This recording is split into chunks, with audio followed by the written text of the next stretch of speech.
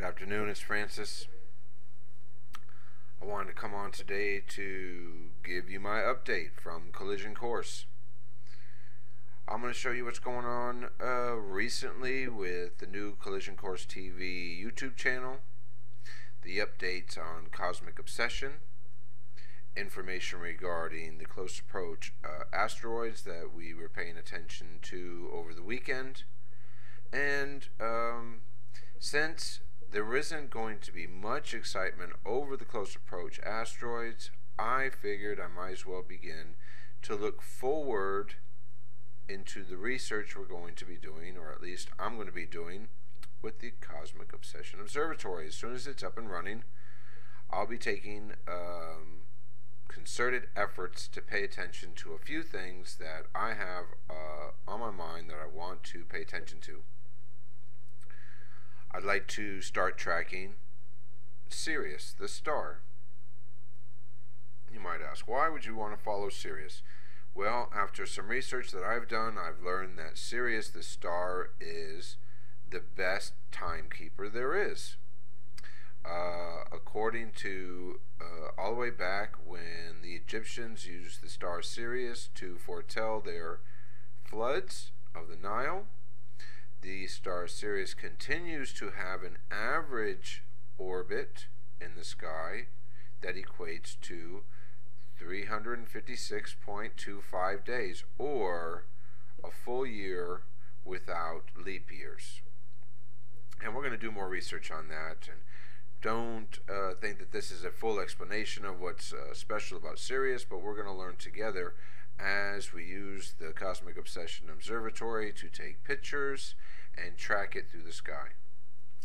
The star Sirius is not a threat object as much as the next object of interest for me, which is WR-104, which is a binary star system in the death throes of life, and is a feature of the universe with the capacity to discharge supernova energy, and because of our relative position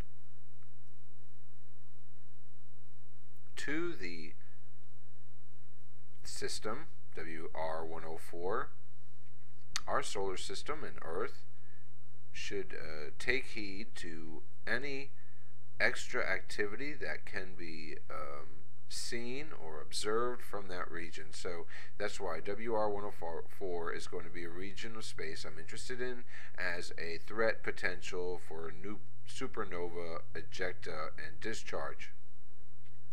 Though I don't have it in any displays here that you'll see in a moment, I'll also be looking at Betelgeuse and paying attention to supernovas and paying attention to the gamma ray bursts that astronomers like Leonid Lenin are interested in. So that would be our next phase of research once we have the permanent observatory running. Now, I could do this research using the global Reniscope network of telescopes positioned all around the world, but this type of research isn't so much astrophotography as it is astro research, which is I'm not going to use the global Reniscope network of telescopes to take the majority of the images once we get the permanent telescopes at Cosmic Obsession Observatory up and running, but I will be using the Gross telescopes to take fantastic pictures of these objects I'm interested in with different filters so that I can observe what they're giving to us in images that we may not be seeing ourselves already. One of the main goals of doing all this was to get onto the telescopes and show people what's out there in case they thought what they were seeing was not really out there or was not what was really out there. I'm going to step out of this page and introduce you to the new Collision Course YouTube channel, Collision Course TV. And here I'm going to have more in-depth videos longer videos that have narrations and explanations, and sometimes some unique content from the family. I want to keep this channel focused on collision course as it relates to the listeners, the topics, and anything that's relevant for that week. Collision course is a weekly astronomy report, but there are other topics that we can talk about. But for the most part, you're going to get reports on astronomy, who's saying what is out there, who's scaring who, and who's knocking them down. So welcome to the new Collision Course YouTube channel, youtube.com/user/Collision Course TV. I want to go to the next stop, Cosmic Obsession. And Cosmic Obsession is the website for the Cosmic Obsession Observatory. I updated it just today, and I filled it with lots of new updates and some information about what we're looking for, what we're looking ahead to, and what y'all can expect.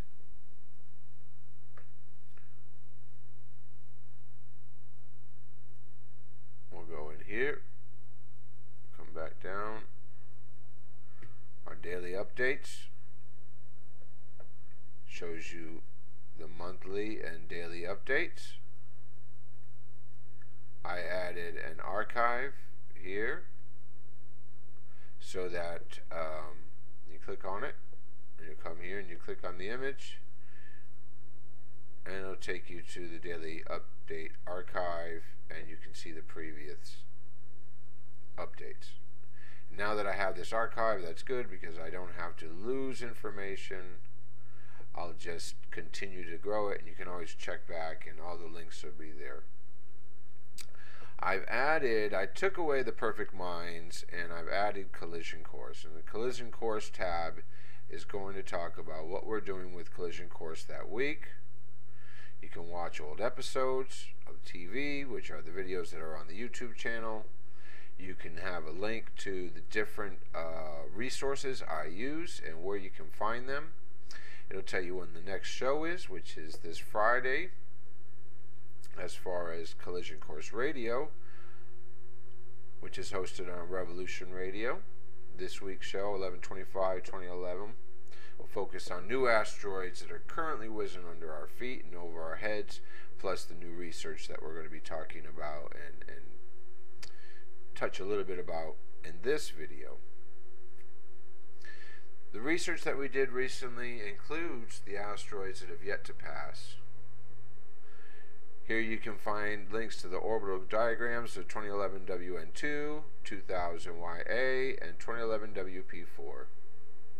There's also a link to the close approach tables here, which will take you to the full list of close approach objects that you may have heard about from one of your personal researchers.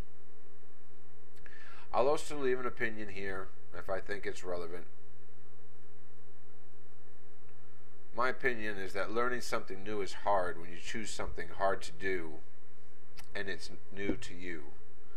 Don't despair. Revolution Radio is cool. That's my opinion for the day. In our astronomy here, you can come and see what the weather is.